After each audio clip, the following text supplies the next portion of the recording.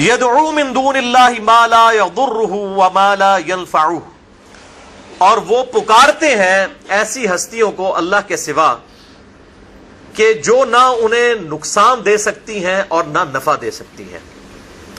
ذالک هو الضلال البعید، اور یہ تو انتہائی گمراہی کی چیز ہے کہ انسان ایسی ہستیوں کو پکارنا شروع کر دے کہ جو نہ نفع دے سکتی ہیں اور نہ نقصان دے سکتی ہیں. یعنی اس میں امپلائیڈ ہے کہ اگر مصیبت اور پریشانی میں پکارنا ہے تو صرف اللہ کو پکارنا ہے، اور اس میں پکارنے سے مراد دعا کے لیے پکارنا. ایک ہے ظاہری اسباب کے لیے پکارنا، مثال کے طور پر میں کہتا ہوں بھائی مجھے پانی پلا دیں، یہ ظاہری سبب ہے. اس کو اختیار کرنا عین قرآن کا حکم ہے. قرآن حکیم میں ہی سورۃ المائدہ میں آیا وَتَعَاوَنُوا عَلَى الْبِرِّ وَالتَّقْوَى وَلَا تَعَاوَنُوا عَلَى الْإِثْمِ وَالْعُدْوَانِ، نیکی اور پرہیزگاری کے کاموں میں ایک دوسرے کی مدد کرو اور برائی کے کاموں میں الگ رہو. تو یہ قرآن نے ہمیں حکم دیا ہے کہ ظاہری اسباب اختیار کرنے ہیں.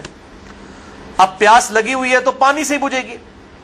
اگر کوئی شخص صرف دعا کرتا رہتا ہے اللہ میری پیاس بجھا دے اور وہ پانی نہیں پیتا تو اسے یہ کہا جائے گا وہ قرآن و سنت کی تعلیمات کے خلاف چل رہا ہے.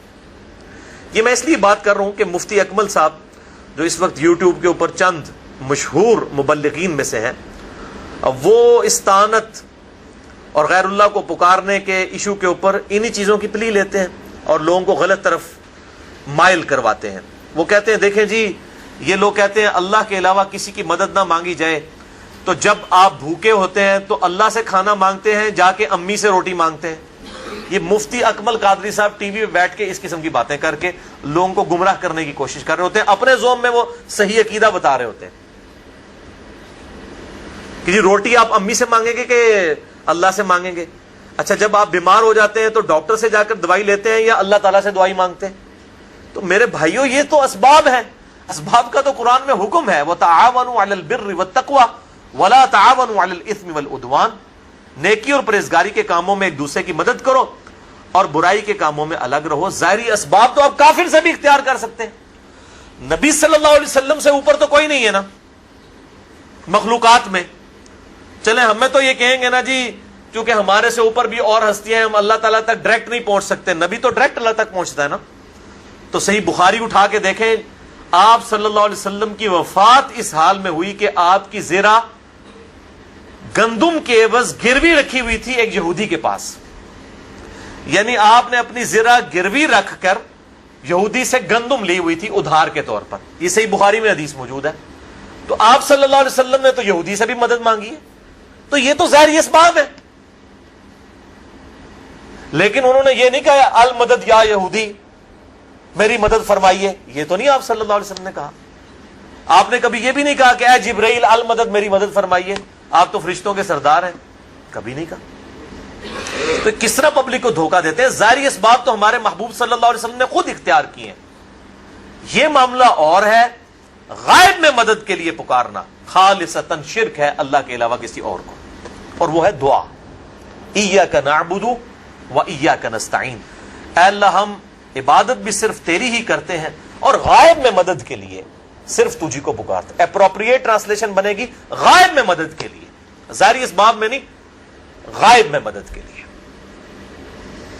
اور قرآن حکیم نے اس ایشو کے اوپر بڑی کلیئر کٹ تعلیمات ارشاد فرمائی ہیں. عبادت کے اندر فی نفسی ہی اس طرح کا شرک اس امت میں نہیں آیا جس طرح کے اگلی امتوں میں تھا، لیکن پکارنے میں وَإِيَّاكَ نَسْتَعِينُ جو عبادت کی اعلیٰ ترین شکل ہے یعنی دعا، اس میں آیا ہے. اس لیے قرآن حکیم نے سب سے زیادہ پکارنے پر زور دیا ہے. یہاں پر بھی آپ دیکھیں سورۃ الحج کی آیت نمبر 12 میں آیا یدعو من دون اللہ، یہ پکارتے ہیں اللہ کے علاوہ ما لا یضرہ وما لا ینفعہ، ان ہستیوں کو جو کہ نہ تو نفع دے سکتی ہیں اور نہ نقصان دے سکتی ہیں.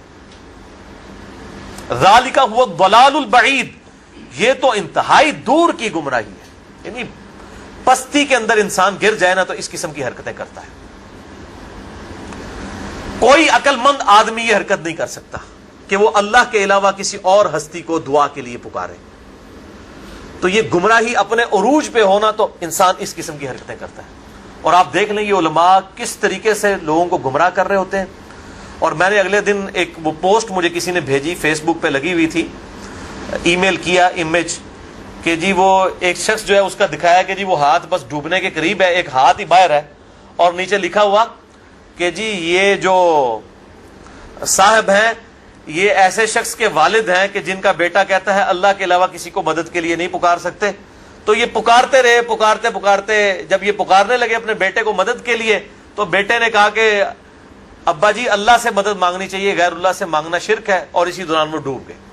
اب دیکھیں، تو میں اسے پوچھتا ہوں کہ آپ جن بزرگوں کو پکار رہے ہیں، آپ کے والد صاحب کو اگر تیراکی نہ آتی ہو، ہم ان کو دھکا دیتے ہیں پانی کے اندر، دریا بھی ہمارے قریب ہے، تو وہ شیخ عبد القادر جیلانی کو پکار لیں اس وقت، وہ ان کی مدد کو آ کے بتائیں. چلو اللہ کو تو چھوڑ دو نا، اللہ تو مدد نہیں کر سکتا نا، پہلے تو بزرگوں تک پہنچنا نا. تو وہاں جو دریا کے کنارے کتنے مزار ہیں، ان مزار والے بزرگوں کو پکارے نا کہ بچائیں. اور میرے بھائیوں، یہ ظاہری اسباب کا معاملہ ڈیفرنٹ ہے. یہ تو ہمیں اللہ نے حکم دیا ہے کہ ظاہری اسباب اختیار کرنے ہیں، وہ تو ہمارے پیغمبر نے بھی اختیار کیے ہیں صلی اللہ علیہ وسلم. ان سے اوپر تو کوئی نہیں تھا نا، ان کو تو یا غوث العظم مدد کہنے کی ضرورت نہیں تھی نا، وہ تو ڈائریکٹ اللہ کے ساتھ تھے. پھر انہوں نے یہودیوں کے پاس کیوں زیرہ رکھوائی اپنی گروی؟ تو ظاہری اسباب اختیار کرنا اور چیز ہے، اور غائب میں مدد کے لیے پکارنا اور چیز ہے. غائب میں مدد کے لیے پکارنا خالصتاً شرک ہے. اور اس حوالے سے وہ آیت بڑی اہم ہے جو 20ویں پارے میں آپ کو پہلے صفحے کے اوپر وہ آیت نکلے گی. 20واں پارہ ذرا کھول لیجئے، وہ میں آیت بھی آپ کو، سورۃ النمل آیت نمبر 62، پارہ نمبر 20 میں پہلے صفحے کے اوپر یہ آیت ہے. 383 پیج ہے آپ کے اس بلو والے قرآن پاک کے اندر.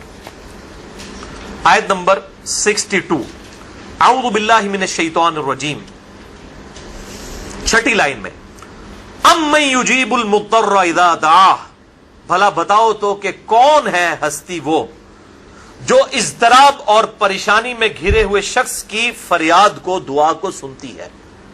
وہ یکشف السوء، اور وہ اس سے برائی بھی دور کر دیتی ہے.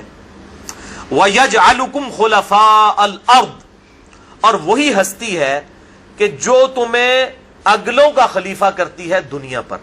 یعنی تمہارے باپ دادا مرتے ہیں تو تم مر جاؤ گے تو تمہاری اولاد. یہ کون ہستی ہے جو اس طریقے سے یہ سارے معاملات کو لے کر چل رہی ہے؟ کون سے معاملات کو؟ اضطراب میں گھرے ہوئے شخص کی دعا کو قبول کرنا، اس سے برائی کو، اس کی تکلیف کو دور کرنا، اور تمہیں اگلوں کا زمین پر خلیفہ کرنا. اِلَٰهٌ مَّعَ اللَّهِ، کیا اللہ کے ساتھ کوئی اور الہ بھی ہے؟ قَلِيلًا مَّا تَذَكَّرُونَ، لیکن بہت کم ہی لوگ نصیحت حاصل کرتے ہیں. یعنی اللہ تعالیٰ فرماتا ہے کیا اللہ کے ساتھ اور الہ بھی ہے جس سے تم دعا مانگو؟ مراد کیا کہ جس سے دعا مانگی جاتی ہے وہ الہ ہوتا ہے، اور جو الہ ہوتا ہے دعا اسی سے مانگی جاتی ہے. لہذا مولا علی علیہ السلام رضی اللہ عنہ، ان کو مدد کے لیے پکارنا گویا انہیں الہ ماننا ہے.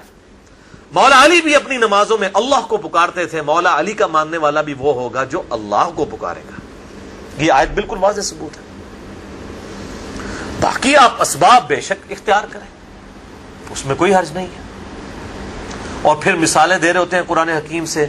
جی قرآن پاک میں وَاسْتَعِينُوا بِالصَّبْرِ وَالصَّلَاةِ، صبر اور نماز کے ذریعے مدد چاہو. جی صبر اور نماز بھی تو غیر اللہ ہے، اس سے مدد کیوں مانگتے ہیں؟ وہ میرے بھائیوں کب ہم مدد مانگتے ہیں؟ ہم کیا کہتے ہیں؟ المدد یا نماز، المدد یا صبر. کون کہتا ہے؟ یہ جو ہمیں پیش کر رہے ہوتے ہیں وہ بھی نہیں کہتے. یہ تو وَاسْتَعِينُوا بِالصَّبْرِ وَالصَّلَاةِ، ساتھ یہ ہے اِنَّ اللَّهَ مَعَ الصَّابِرِينَ، بے شک اللہ صبر کرنے والوں کے ساتھ ہے. یعنی صبر کے ذریعے اور نماز پڑھنے کے ذریعے اللہ کی مدد تلاش کرو. یہ ہے مطلب اس کا. المدد یا صبر، المدد یا نماز، یہ مطلب ہے. تو اس طریقے سے کس طرح قرآن حکیم کا یہ علماء مذاق اڑا رہے ہوتے ہیں اور اس قسم کے اشکالات پیدا کرتے ہیں. تو اس کانٹیکسٹ میں نے بڑی ڈیٹیل سے 1 گھنٹہ اور 38 منٹ کی گفتگو ریکارڈ کروا دی ہے مسئلہ نمبر 3 کے نام سے اہل سنت پاک.com پر، دعا صرف اللہ ہی سے. اور میرا ریسرچ پیپر بھی ہے دعا صرف اللہ ہی سے، ریسرچ پیپر نمبر 3. اس میں نے ان تمام اشکالات کا جواب دیا ہے.